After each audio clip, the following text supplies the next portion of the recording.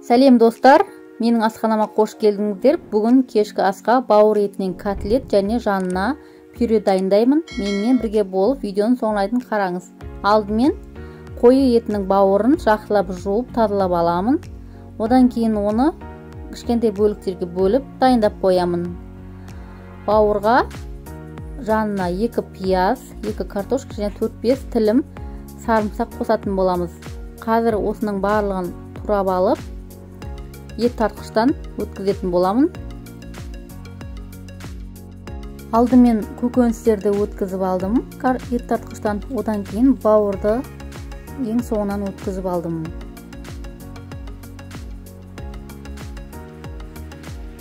Енді осы массамызға тұз, бұрыш, керекті приправаларымызды қосып, үстінен жарты кесе сүт құйдым, 2 жұмыртқа, осыларды жақсылап араластырып, електен өткізіп ұн саламын және 2 ас қасық сұйық май қоямын. Барлық ингредиенттердің мөлшері астындағы описание бөліміне жазып қалдырамын. Осымен біздің массамыз дайын, табаға пісіріп беруге болады.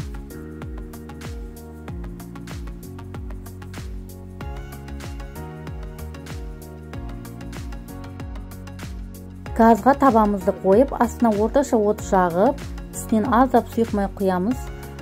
Котлеттердің формасын жасап, осылай құйып шығамыз. Мен котлеттерді тым қалың қылмаймын, жұқалау етіп жасаймын. Сонда арасы жақсы піседі. Әр бетін 2-3 минуттан пісіріп, қызарғанша осылай жанына тарелкаға салфетка, құрғақ салфетка қойып, барлық піскен котлеттерімді осы салфетканың үстіне қойып аламыз. Сол кезде тым майлы болмай, салфеткамыз майын өзіне сорып алады. Осылай қалғандарын пісіріп аламыз. Енді картоптан пюре дайындаймыз. Пюрені дайындау үшін тек картоптардың өзін жуып турап, осылай мұздай суға салып, піскенше қайнатып аламыз. Одан кейін барып, қайнағаннан кейін ғана суын төгіп тастап, тұзын, үстіне сүт, ыстық сүт және сары май салып, осыларды жақсылап езетін боламыз.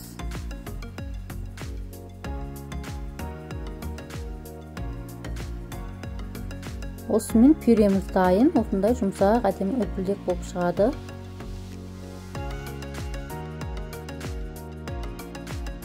Котлеттерімізді пісіріп дайындап алдық. Енді осыларды тарелкаға әсемдеп қойып, жанына көкөніс орап, немесе салат жасап, ұсына берсеңіз болады. Өте дәмді болып шығады. Дайындап көріңіздер. Видео ұнаса, каналға тіркеліп, лайк басып, қолдау білдіріп қойыңыз. Ас болсын.